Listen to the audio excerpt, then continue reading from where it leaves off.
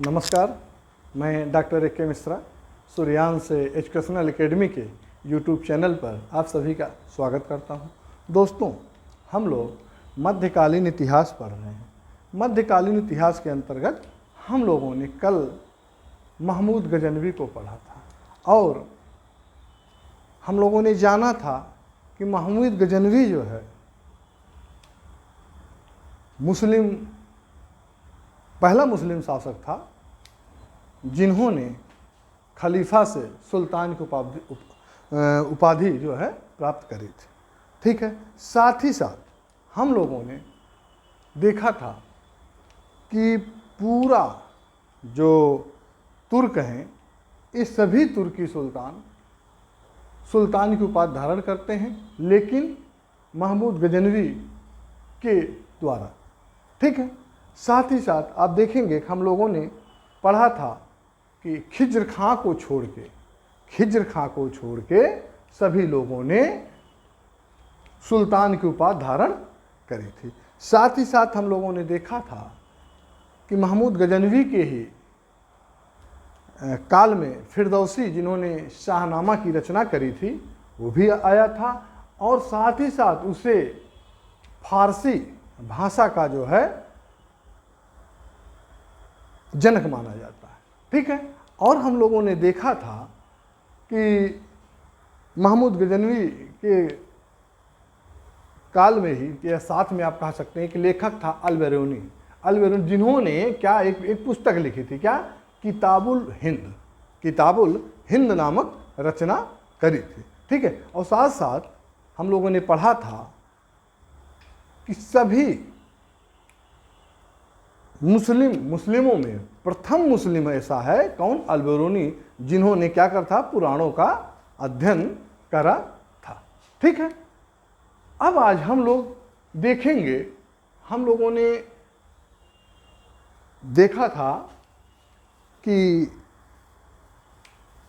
महमूद गजनवी को बगदाद के खलीफा से जो है यामिन उद्दौला की उपाधि प्राप्त हुआ था। हम लोगों ने इसको भी पढ़ा था।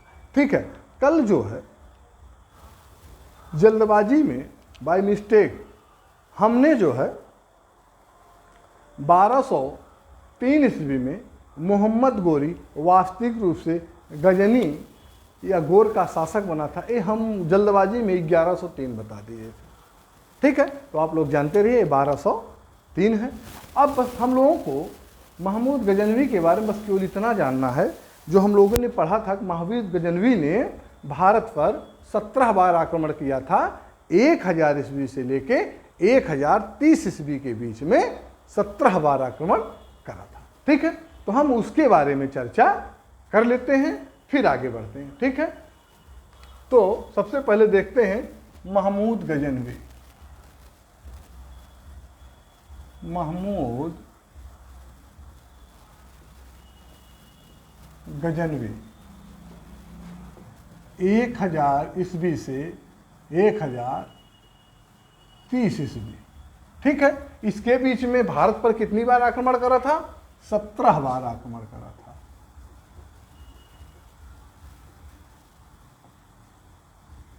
ठीक है, 17 बार आक्रमण करा था। ठीक है, भारत में महमूद गजनवी का जो पहला आक्रमण है 1000 ईस्वी में। ठीक है, 1000 ईस्वी में महमूद गजनवी ने भारत पर पहला आक्रमण किया था। कहाँ किया था? उस उत्तर पश्चिम सीमा पर, भारत के उत्तरी पश्चिमी सीमा के साथ साथ पेशावर किले को जीता था। उत्तरी पश्चिमी सीमा के साथ किसको जीता था? पेशावर के किले।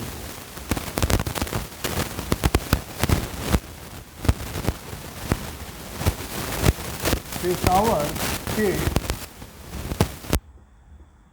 किले को जीता था।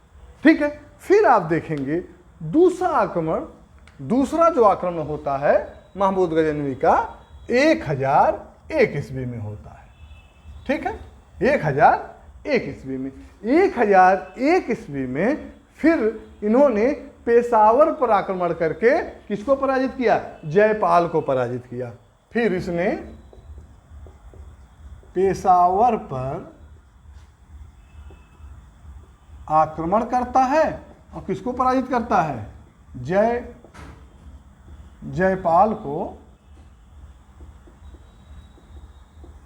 को पराजित करता है। ठीक है। फिर आप देखेंगे कि इसके बाद तीसरा आक्रमण 3 साल बाद 1004 ईस्वी में। 1004 ईस्वी में महमूद गजनवी भेड़ा तथा भटिंडा पर आक्रमण करता है। किस पे? भेड़ा तथा भटिंडा। ठीक है। इसके बाद आप देखेंगे 1004 के बाद 1005 ईस्वी में 1005 ईस्वी में किस पर आक्रमण करता है? 1005 ईस्वी में सुल्तान के शासक अबुल फतह दाऊद, मुल्तान के शासक कौन है? अबुल फजह दाऊद। ठीक है। अबुल फतह दाऊद को क्या करता है? पराजित करता है। ठीक है। इसके बाद आप देखेंगे कि 1007 ईस्वी में, 1005 के बाद 1007 ईस्वी में, 1007 ईस्वी में पुनः जो क्या करता है? मुल्तान पर आक्रमण करता है और पुनः जो है सुखपाल को बंदी बना देता है। मुल्तान पर पुनः आक्रमण करता है और किसको बंदी बनाता है? सुखपाल को। वहाँ के जो शासक हैं सुखपाल को क्या करता है? बंदी बना देता है। इसके बाद आप देखेंगे कि 1007 के बाद 1008 में, 1007 के बाद 1008 ईस्वी में कहाँ पे आक्रमण करता है? लाहौर पर आक्रमण करता है। लाहौर के शासक आनंदपाल, लाहौर के शासक कौन है? आनंदपाल हैं। आनंदपाल पर आक्रमण करता है और इनको क्या करता है? इनको पराजित करता है। ठीक है। इसके बाद आप देखेंगे 1007 के बाद 1007 के बाद 1008 के बाद आप देखेंगे 1009 ईस्वी में, 1009 ईस्वी में क्या करता है? नगर कोट पर आक्रमण करता है। ठीक है। कितने में? 1009 ईस्वी में नगर कोट पर आक्रमण करके यहां लूटपाट करता है। ठीक है। इसके बाद आप देखेंगे कि 1011 ईस्वी में, 1011 ईस्वी में पुनः कहाँ करता है? मुल्तान पर। पुनः मुल्तान पर क्या करता है? आक्रमण करके वहां के शासक दाऊद को बंदी बना लेता। किसको? वहां के शासक दाऊद को।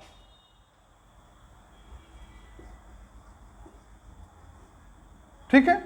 वहां मुल्तान के शासक दाऊद को 1011 में आक्रमण करके उनको क्या करता है? बंदी बना देता है। इसके बाद आप देखेंगे 1013 ईस्वी में, 1013 ईस्वी में महमूद गजनवी जो है, 1013 ईस्वी में महमूद गजनवी आनंदपाल के उत्तराधिकारी त्रिलोचन पाल को पराजित करता। किसका? आनंदपाल। 1008 में आनंदपाल को लाहौर में हराया था। इसके बाद 1013 में इनके जो उत्तराधिकारी कौन हैं? इनके उत्तराधिकारी आनंद पाल के उत्तराधिकारी कौन हैं? त्रिलोचन पाल। त्रिलोचन पाल, ठीक है। त्रिलोचन पाल को क्या करता है? हराता है, ठीक है, और वहां पर लूटपाट करता है।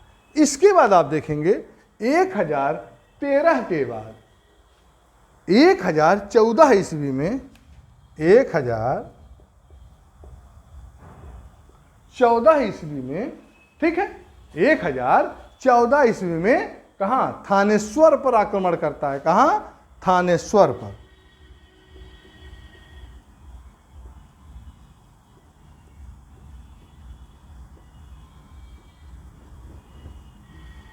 एक 1014 ईस्वी में थानेश्वर पर जो है आक्रमण करता है। इसके बाद आप देखेंगे 14 के बाद 1015 ईस्वी में 1015 ईस्वी में 1015 ईस्वी पे कश्मीर पर आक्रमण करता है। वहां जो है त्रिलोचन पाल के पुत्र भीमपाल को हराता है। कश्मीर पर आक्रमण करके यहाँ किस पर आक्रमण करता है?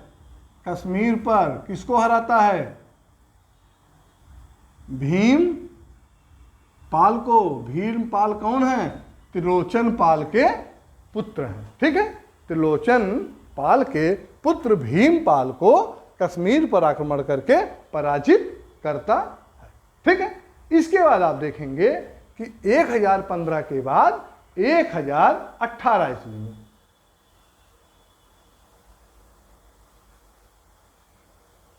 1015 के बाद 1018 ईस्वी में आप देखेंगे कि 1018 ईस्वी में मथुरा तथा कन्नौज पर आक्रमण करता है। कहाँ कहाँ?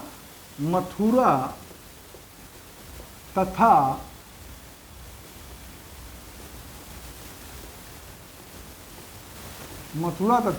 कन्नौज पर आक्रमण करके यहाँ लूटपाट करता है और अपार संपत्ति ले जाता है, ठीक है। इसके बाद आप देखेंगे 1018 के बाद 1021 में 1018 के बाद 1021 ईस्वी में पुनः जो है क्या करता है? कालिंजर व ग्वालियर पर अधिकार कर लेता है। कहाँ कहाँ? कालिंजर एवं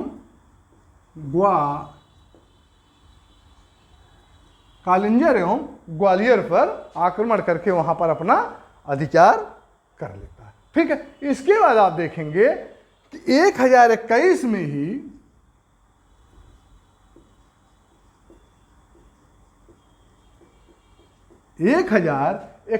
में ही पंजाब पर इसने पुनः आक्रमण कर दिया। कहां? पंजाब पर,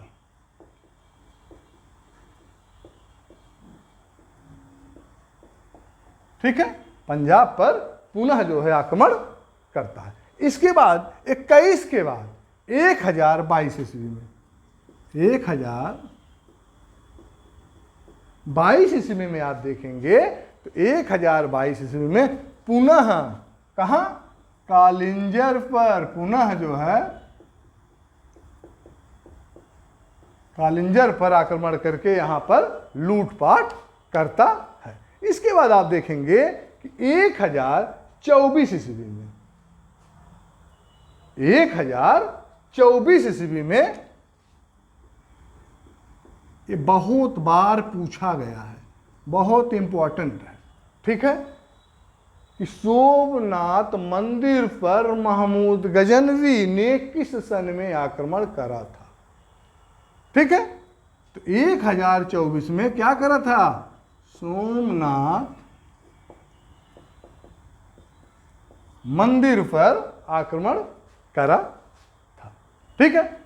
अब देखेंगे कि जब 1024 ईस्वी में 16वां आक्रमण इसका है, जब 1024 ईस्वी में महमूद गजनवी सोमनाथ मंदिर को लूट के ले जा रहा था तो रास्ते में मुल्तान के जाटों ने इनको बहुत परेशान करा था। ठीक है, तो फिर महमूद गजनवी 1024 के बाद 3 साल बाद 1026-27 ईस्वी में मुल्तान के जाटों पर आक्रमण किया था। केवल क्यों?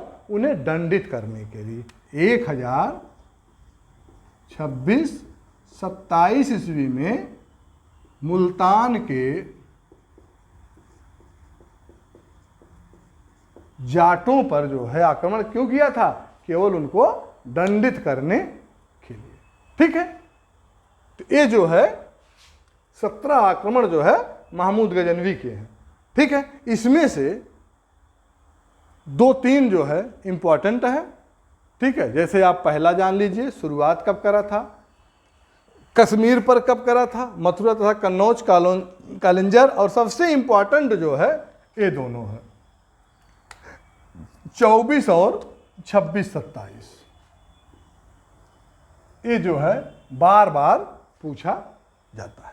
ठीक है, अब आप आगे देखेंगे कि महमूद गजनवी को भारतीय इतिहास में, महमूद गजनवी को भारतीय इतिहास में क्या कहा जाता है? बुत सिकन। क्या कहा जाता है? बुत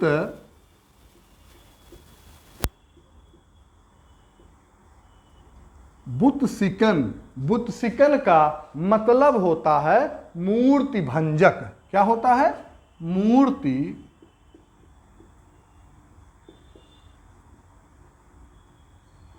ठीक है, बुत सिकिन का मतलब होता है मूर्ति भंजक। ठीक है, तो भारतीय महमूद गजनवी एक कई बार पूछा भी गया है, इसलिए आप लोग इसको ध्यान दीजिएगा कि महमूद गजनवी को भारतीय इतिहास में बुत सिकिन या मूर्ति भंजक की संज्ञा जो है दी गई है। ठीक है, आगे हम लोगों ने पूरा पढ़ लिया महमूद गजनवी को विस्तृत रूप से। अब हम लोग आज एक नया चैप्टर शुरू कर रहे हैं मोहम्मद गोरी को। ठीक है, महमूद गजनवी के बाद हम लोग मोहम्मद गोरी को पढ़ेंगे।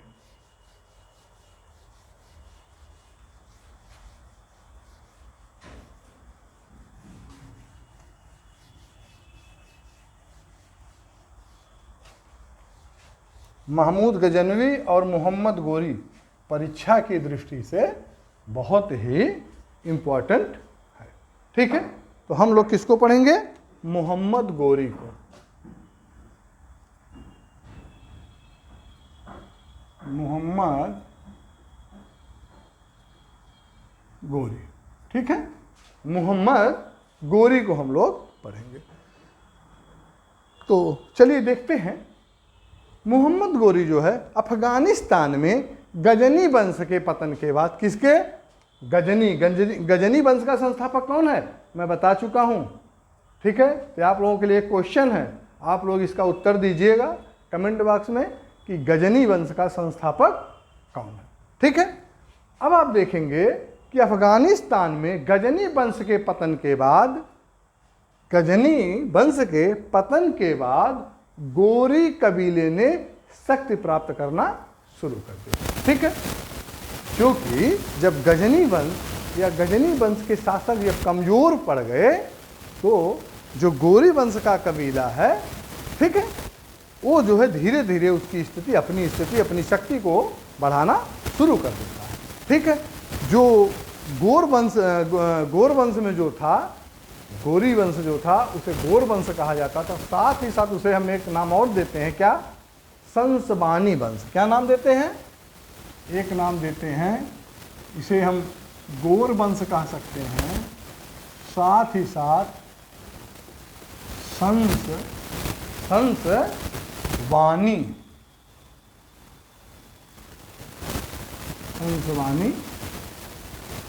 वंश। ठीक है, गोर वंश या संसबानी वंश इसे कहा गया। मोहम्मद गोरी इस कबीले का क्या था? शासक था। ठीक है, गोर वंश या गोर कबीले का या संसबानी कबीले का क्या था? शासक था। कौन था? मोहम्मद गोरी था। महमूद गजनवी के विपरीत ठीक है। महमूद गजनवी के विपरीत, महमूद गजनवी के विपरीत क्यों कहा जा रहा है? क्योंकि महमूद गजनवी का उद्देश्य क्या था? भारत में आक्रमण का। महमूद गजनवी का उद्देश्य भारत में आक्रमण करने का केवल मात्र इतना था, यहाँ से लूटपाट करके अधिक से अधिक धन संपदा को ले जाना, साथ ही साथ यहाँ की मंदिरों को तोड़वाना और मुस्लिम बनाना, धर्म परिवर्तन कराना, ठीक है। लेकिन इसके विपरीत, महमूद गजनवी के विपरीत, मोहम्मद गोरी ने भारत पर जो आक्रमण करा, या उसका जो उद्देश्य था, क्या था? मुस्लिम राज्य की स्थापना। मोहम्मद गोरी का जो उद्देश्य क्या है? मुस्लिम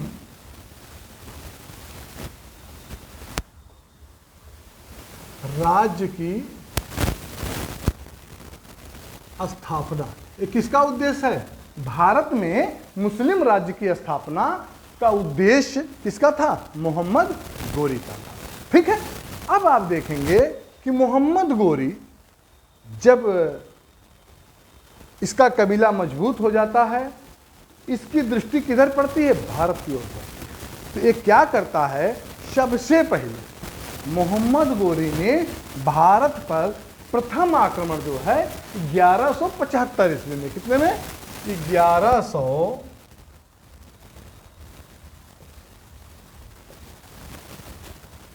1175 ईस्वी में प्रथम आक्रमण कहाँ किया? मुल्तान के शासक करमाथी पर किया। ये कहाँ किया? मुल्तान पर। यहाँ का शासक कौन है? मुल्तान पर किया। यहाँ का शासक है करमाथी, ठीक है। 1175 ईस्वी में मोहम्मद गोरी ने भारत के मुल्तान पर प्रथम आक्रमण करता है। वह उस समय वहाँ का शासक करमाथी था, ठीक है। वह जो है गोमल दर्रे से होता हुआ, ठीक है, वह जो है गोमल दर्रे से होता हुआ कहाँ पहुँचा था? मुल्तान पहुँचा था।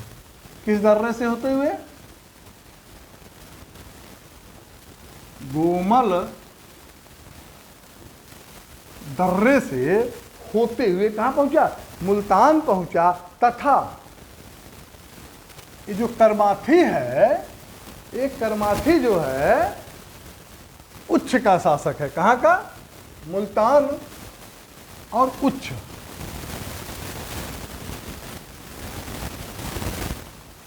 ठीक है।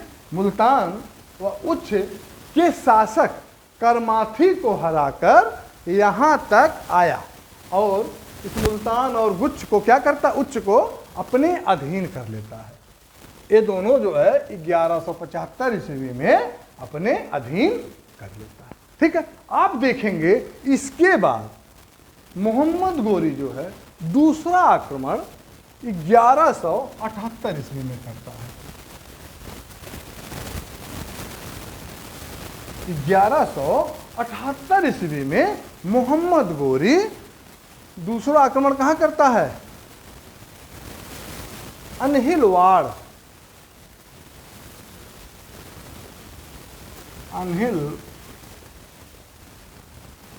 ठीक है, अनहिलवाड़ की शासिका, यहाँ कौन शासिका? चालुक्य वंश, चालुक्य शासिका रानी नाइक देवी है। अहिनवाल पर करता है। यहाँ की शासिका कौन है? शासिका जो है कौन है? चालुक्य वंशी, चालुक्य वंशी शासिका कौन है? रानी नाइक देवी, रानी नाइक देवी, ठीक है। उस समय तत्कालीन समय में जब 1178 ईस्वी में मोहम्मद गोरी भारत के अहिनवाल पर आक्रमण करता है तो वहां पर चालुक्य वंश का शासन होता है। उस समय वहां की शासिका रानी नाइक देवी है, ठीक है। अब आप देखेंगे कि रानी नाइक देवी के साथ ही गुजरात के अल्पवयस्क, कश्मीर गुजरात, और गुजरात में किसका शासन है? अल्पवयस्क भीम द्वितीय का। गुजरात में गुजरात में किसका शासक है? भीम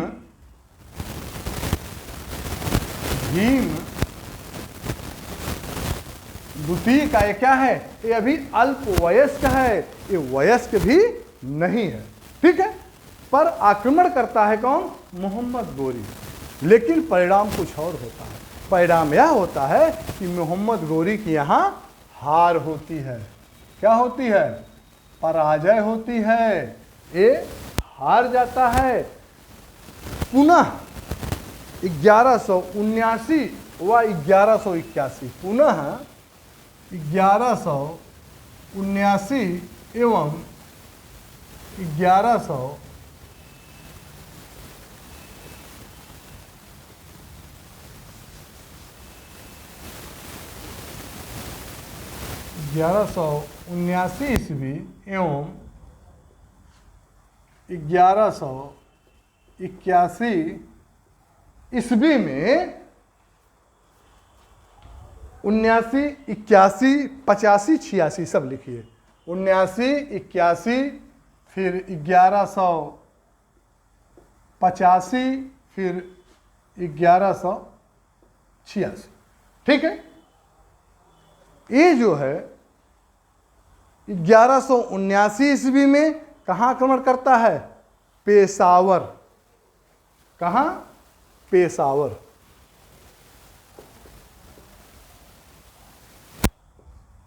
पेशावर पर आक्रमण करता है। तो फिर वहीं देखेंगे कि 81 में लाहौर पर आक्रमण करता है। तो फिर वहीं देखेंगे कि 85 में सियालकोट पर करता है। कहाँ? सियालकोट पर करता है। फिर वहीं 86 में आप देखेंगे कहाँ करता है? लाहौर पर, ठीक है। फिर जो है लाहौर पर करता है। और यहां का जो शासक है मलिक खुसरो पर क्या करता है? विजय प्राप्त कर लेता है, ठीक है। यहां के शासक मलिक खुसरो पर क्या करता है? विजय प्राप्त कर लेता है, ठीक है। इसके बाद आप देखेंगे कि 1182 ईस्वी में भी 1182 ईस्वी में भी इसने देवल एवं सिंध के निचले भाग पर, किस पे? देवल एवं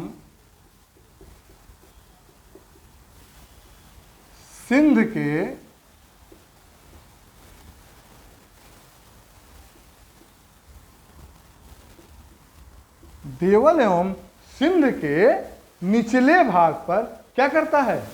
आक्रमण करके सुमरा वंश के शासक, किसका? यहां किसका शासन है?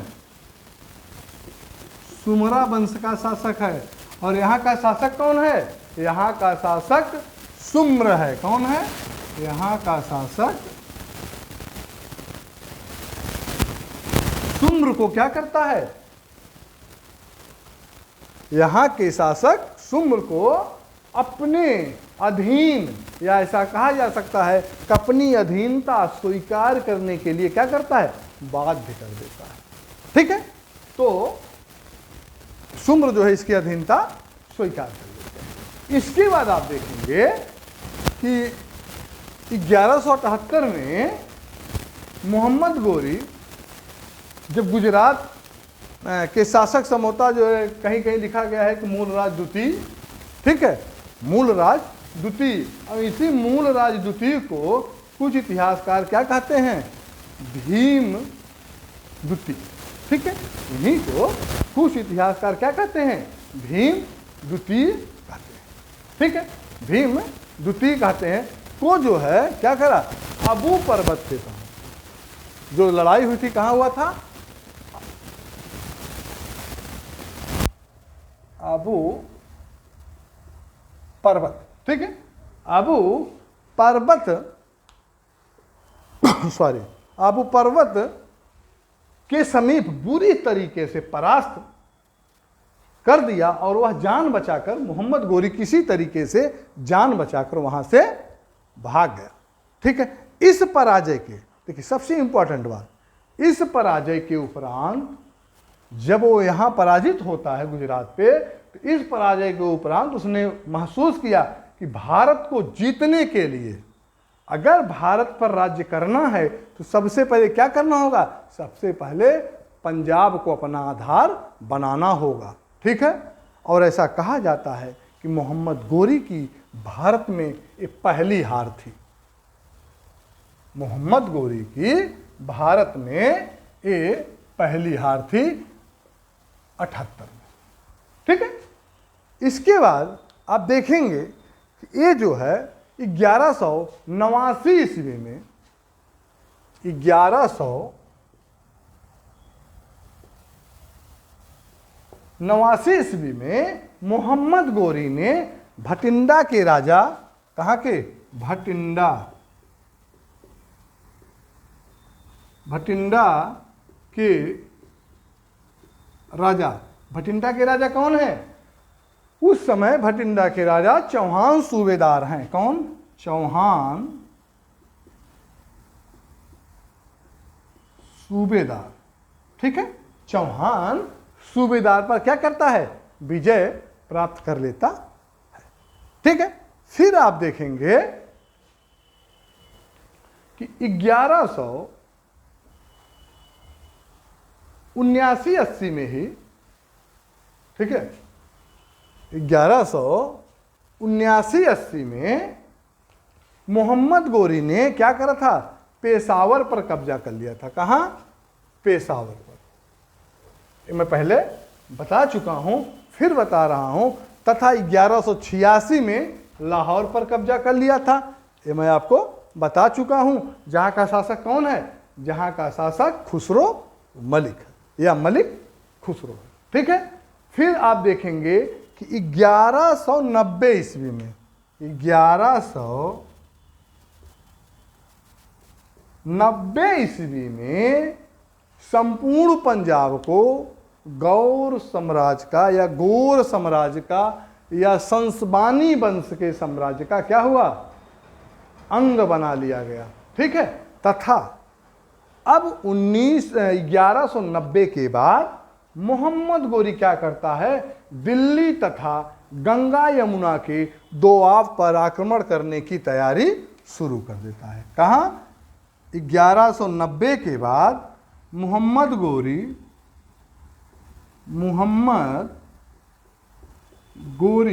क्या करता है, दिल्ली